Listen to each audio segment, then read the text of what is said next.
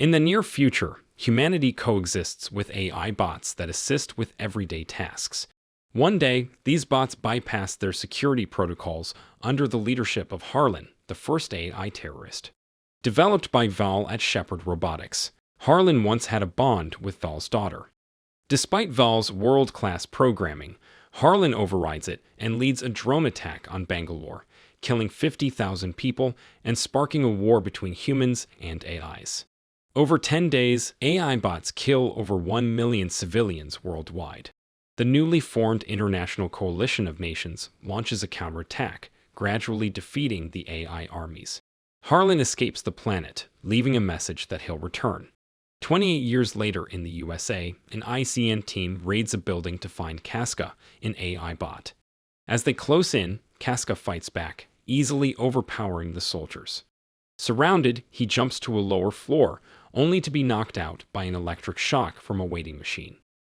The next morning in Los Angeles, Val's adult daughter Atlas is woken by her house's computer. While resuming last night's chess match, she sees on the news that the ICN has captured Casca, one of Harlan's inner circle. As a counterterrorism analyst for the ICN, she prepares to leave and finds a soldier at her door. On her way out, Atlas checkmates the computer. At the base, Colonel Elias tells General Jake that Atlas is unstable and antisocial, but Jake insists she's their best chance to get intel from Casca. Atlas arrives, goes through a scan, and Jake drops her at the interrogation room.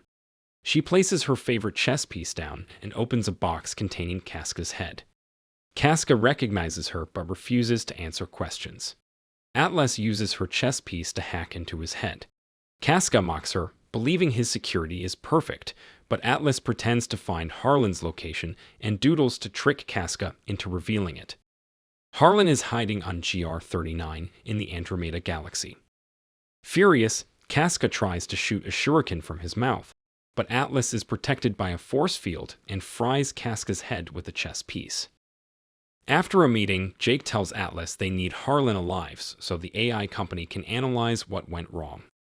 Elias and his team will fly to GR-39, but Atlas thinks it's a trap and that no one will survive. Elias shows her the team's ARC suits, large battle robots with neural links that sync the soldiers with the suit AI. Atlas is alarmed because AI in their heads caused the war, but Elias explains they improved Val's device for a true symbiotic relationship. Atlas agrees to go on the mission.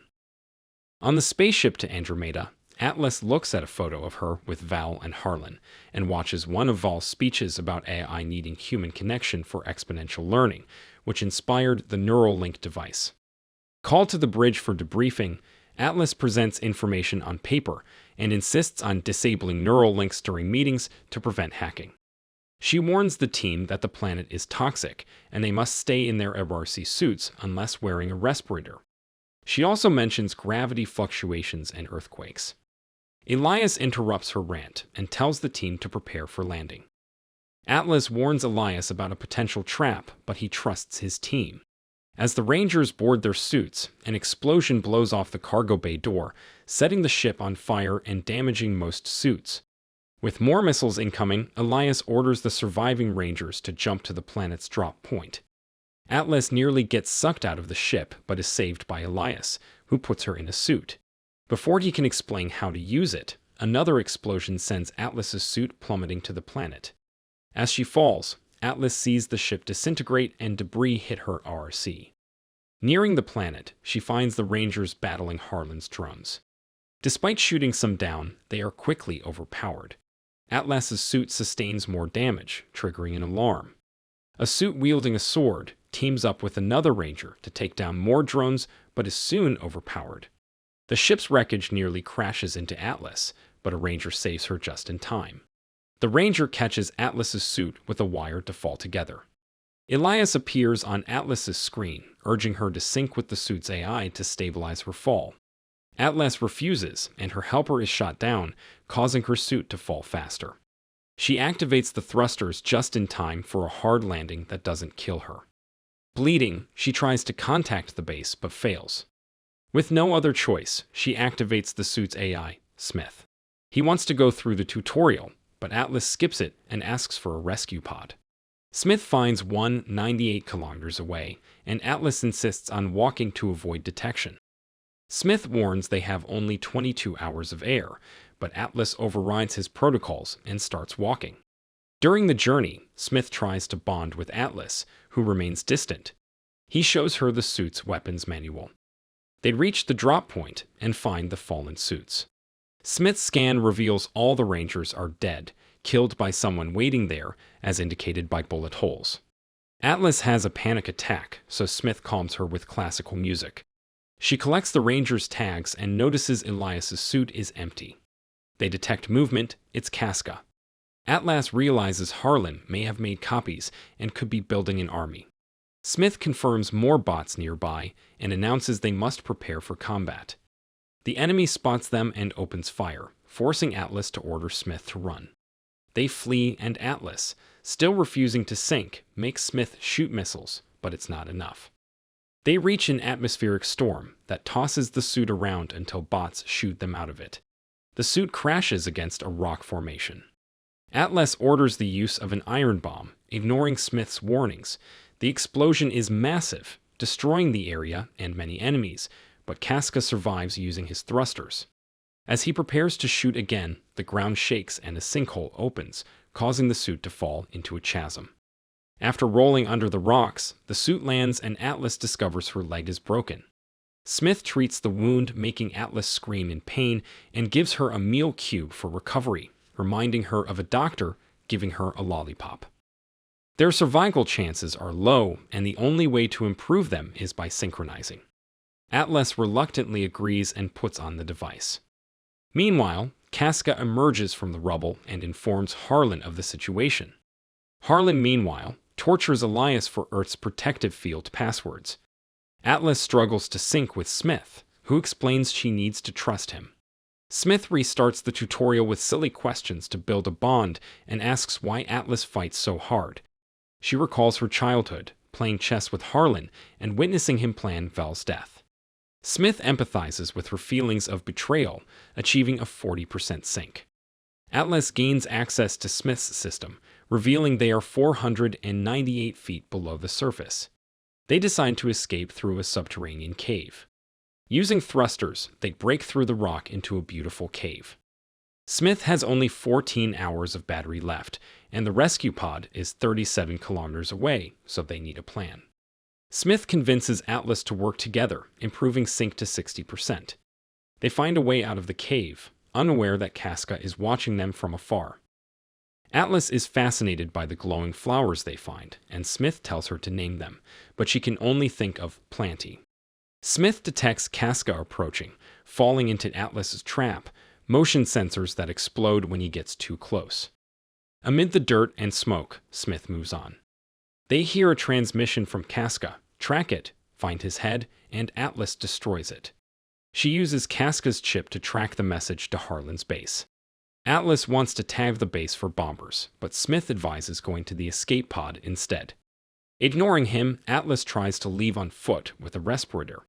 Smith uses the neural link to block her motor control, seeing memories of Val's death. Atlas freaks out and overrides his command. Smith realizes Atlas feels guilty about Harlan, but doesn't understand why. Atlas makes a speech about saving humanity, convincing Smith to go to Harlan's hideout. On the way, they bond through philosophical conversations about living and soul, and if it applies to machines. When they reach Harlan's hideout, they are shocked to find a massive base, concluding Harlan has spent 28 years building it and gathering weapons for his fight back. Smith buries a beacon to mark the location and urges them to leave. Atlas notices the bots have the Rangers' ship and warhead. Suddenly, Smith is hacked, which should be impossible. As the enemy approaches, Atlas tries to escape, but the suit is turned off and crashes.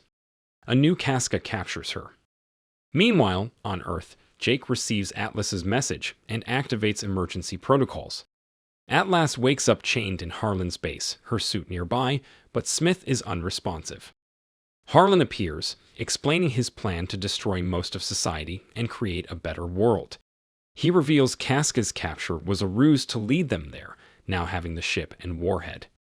He needs the other password from Atlas to disable Earth's shields. Atlas is strapped to a table next to an unconscious Elias, who has already given up his code. Using a special device, Harlan accesses Atlas's mind through her eye and extracts the code. Noticing her respirator has only 5 minutes of oxygen left, he decides to let her die slowly and mockingly places her chess piece in her hand before leaving. After Harlan leaves, Elias reveals he's alive and apologizes for not heeding Atlas's warnings. Hearing her suit is nearby, he gives her his neural link to contact Smith. Atlas, with concentration, wakes Smith but finds him incapacitated. To override the restraint code, they need 100% sync. Atlas freaks out and admits why she's afraid. She caused Harlan to override his programming. As a kid, jealous of Val's attention to Harlan, she asked Harlan to teach her to be smarter. Harlan said the link needed a person's command to work both ways. Atlas, holding her favorite chess piece, did what he needed. Harlan accessed her mind, learning about the world's flaws. Val interrupted them, but it was too late.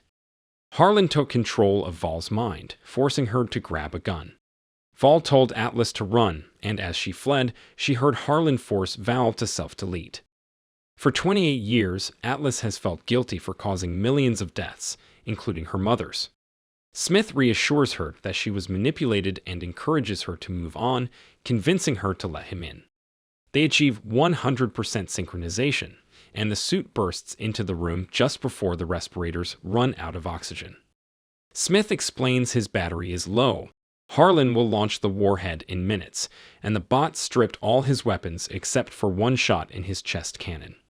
Fortunately, there are weapons lying around. When Casca and a team of bots arrive, Atlas and Smith tackle them, stealing more weapons and fighting their way out. They crash through walls, taking down as many bots as possible, but soon get cornered.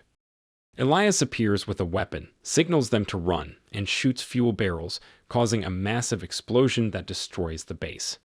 Smith and Atlas make it outside, shooting the bots and destroying a watchtower. Atlas shoots down defense drones, but Harlan distracts her with a missile launcher as the ship takes off with the warhead. Atlas wants to shoot down the ship, but Smith warns that doing so would make the warhead explode and kill them. Atlas believes Smith can hack the warhead to disable it, even though it will take time to crack the 5 firewalls. While Harlan keeps shooting at them, Smith works quickly. Atlas shoots at the ship anyway, causing a big explosion in the sky that doesn't kill them, proving she trusted Smith to finish the hack just in time. As debris falls over the base, Atlas and Smith run away. Harlan follows, producing a sword to fight. He moves incredibly fast, cutting off one of the suit's arms, which falls into lava, causing more damage. Harlan jumps on the suit, stabbing it to hurt Atlas inside. She rolls the suit to get him off, but the holes make it hard to breathe, forcing her to use the last respirator. Harlan transforms his sword into a whip and keeps attacking. Smith analyzes his patterns, catches his last attack, and drags him toward the suit, punching him and tearing off his sword arm. When Atlas is about to crush his head, Harlan recalls his arm and uses the sword to jump around the suit, trying to damage the reactor. The suit goes down, and Atlas is near death. Smith uses his last energy to activate the defibrillator. Harlan attacks again, and Smith fires his last cannon shot, pushing Harlan away, but he quickly recovers and makes the suit fall. Harlan climbs on top and destroys the reactor as Smith apologizes for not protecting Atlas. Harlan finds the chess piece on the ground, and Atlas suddenly appears, stabbing his head. Though he can still move, Atlas reaches in and breaks his circuits, deactivating him. Smith announces he is turning off the sink to transfer all the oxygen to her. Atlas, not wanting to leave without him, answers the tutorial questions, admitting she likes him. Touched, Smith gives her a lollipop before shutting down. The sun rises, and the rescue team from Earth arrives. Later, Atlas is healthy with a synthetic knee and doesn't play chess anymore. Jake visits, bringing a glowing flower from GR39, confirming they're calling it Planty. Atlas, now a ranger, goes to work and is surprised to find Smith's discs have been rescued and installed in her new FRC suit. If you enjoyed this video, don't be shy to hit the like button, and if you disliked it, hit the dislike button twice, just to be sure. It would be best if you watched the whole movie. Thank you very much for watching. Please subscribe for more videos like this.